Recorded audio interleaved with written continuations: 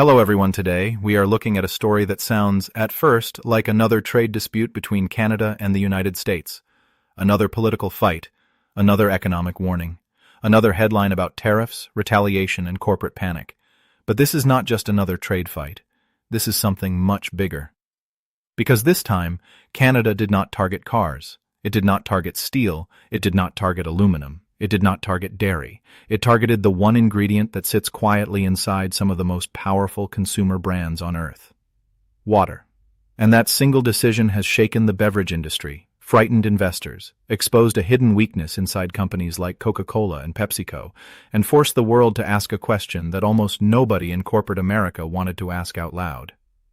What happens when the resource behind a trillion-dollar industry is no longer treated as free? For more than a century, the global beverage industry has been built on a simple assumption. Water is cheap. Water is available. Water is just an input. Companies extract it, filter it, carbonate it, sweeten it, bottle it, brand it, and sell it back to consumers at enormous markups. But Canada has now challenged that entire model. With the Canadian Sovereign Water Resource Extraction Act, Ottawa has made one thing very clear. If corporations are going to take Canadian freshwater and turn it into private profit, then Canada is going to charge them for it. And the message behind the law is even more powerful than the law itself.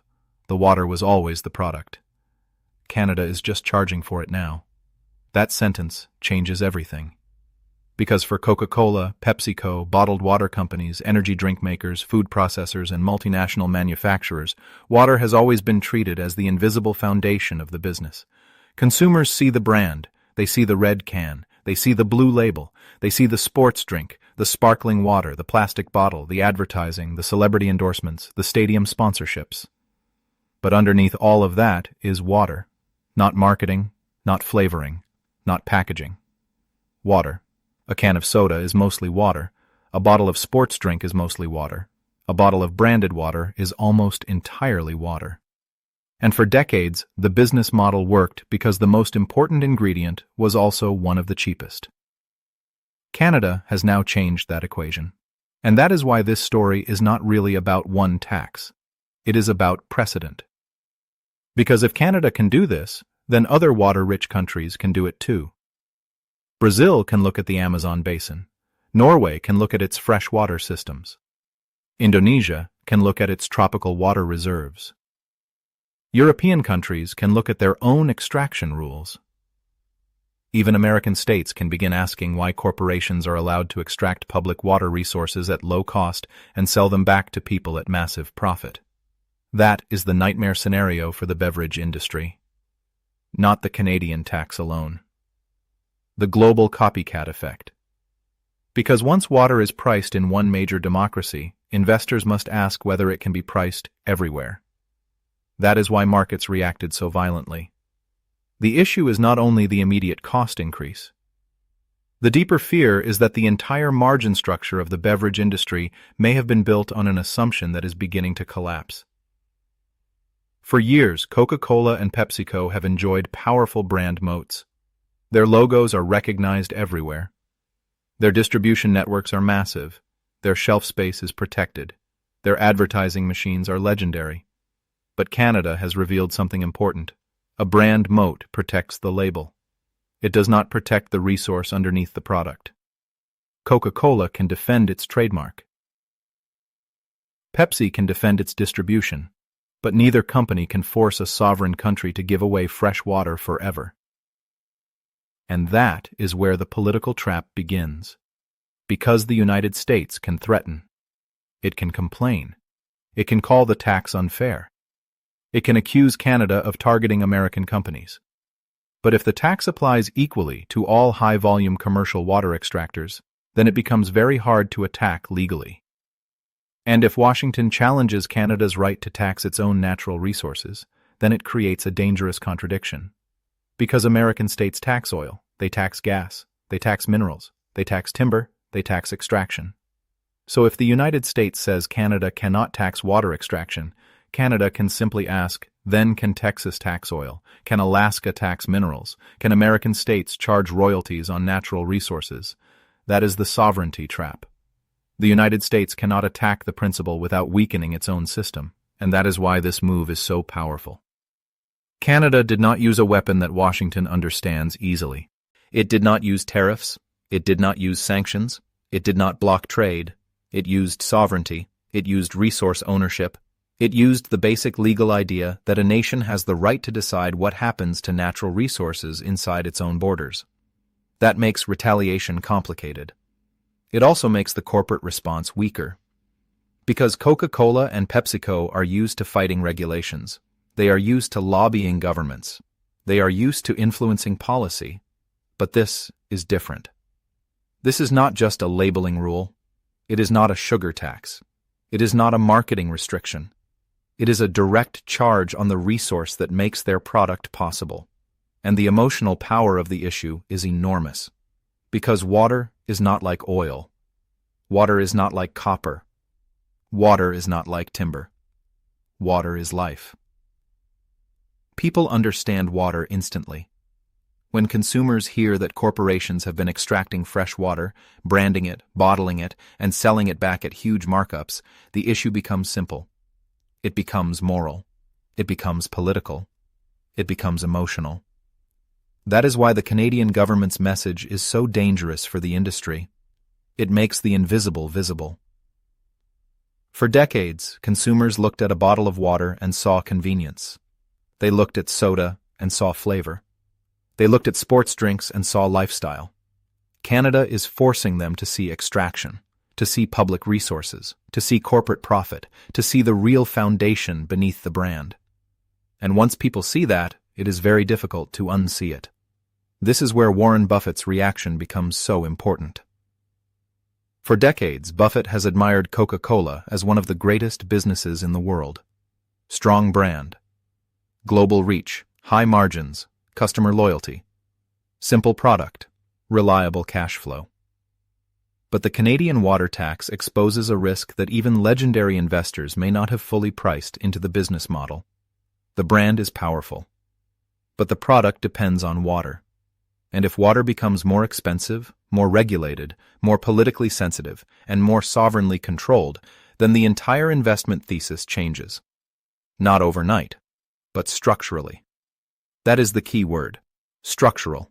This is not a temporary headline. This is not a one-week market scare. This is the beginning of a new resource conversation. For years, the world talked about oil security. Then it talked about gas security. Then lithium. Then rare earths. Then semiconductors. But the next great resource battle may be about fresh water. Because climate change, population growth, industrial expansion, and agricultural demand are all putting pressure on water systems.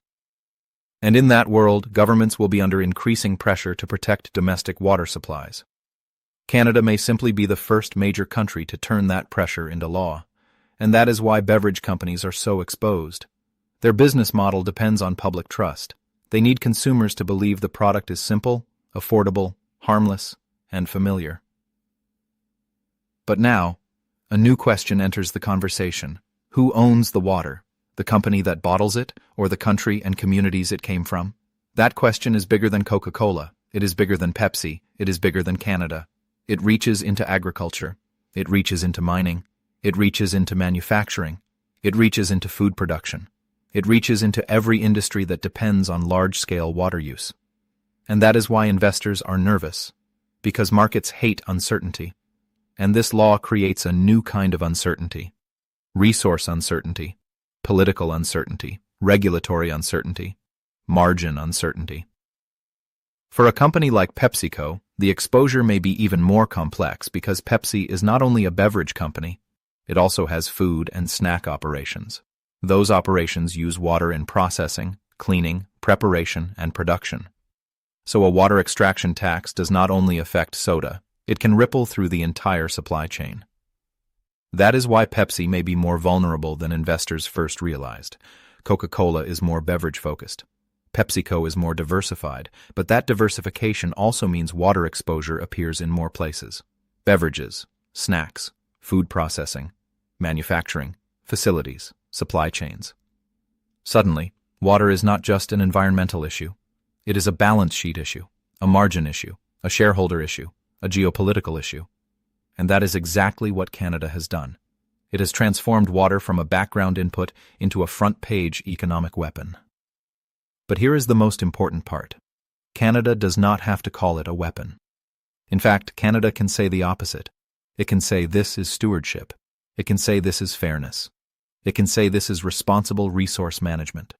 It can say corporations have profited from Canadian freshwater for decades, and now they must contribute back to the country that protects that resource. That framing is politically powerful, because ordinary people may not sympathize with multinational beverage companies complaining about paying more for water, especially when those companies sell bottled water at huge markups. Especially when many communities worry about water access, environmental protection, and long-term sustainability. That gives Canada the advantage. Corporations can talk about costs. Canada can talk about sovereignty. Corporations can talk about market disruption. Canada can talk about future generations. Corporations can talk about profits. Canada can talk about water. And in the court of public opinion, water is a powerful word. So where does this go next? There are three possible outcomes. First, beverage companies absorb the cost. That protects consumer prices in the short term, but it hurts margins.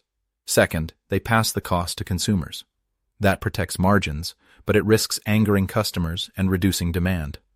Third, they restructure operations. That means shifting sourcing, reducing extraction, closing facilities, or investing in water efficiency.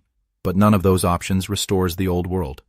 Because the old world was based on one assumption: water would remain cheap and politically invisible. Canada has ended that invisibility, and once the foundation is exposed, every country can start asking what its water is really worth. This is why the story matters. Not because Canada passed a tax, but because Canada changed the conversation. It told the world that fresh water is not just an input. It is a sovereign asset. It is a national resource. It is a public trust. And if corporations want to turn it into private profit, they may have to pay a real price. For America's biggest beverage brands, this is a warning. For investors, it is a repricing event. For governments, it is a template. For consumers, it is a wake-up call. And for Canada, it is a declaration of power. The country that has often been seen as cautious, polite, and dependent on American markets has just used one of its greatest natural advantages in a way that Washington cannot easily counter. Not oil, not gas, not lumber. Water.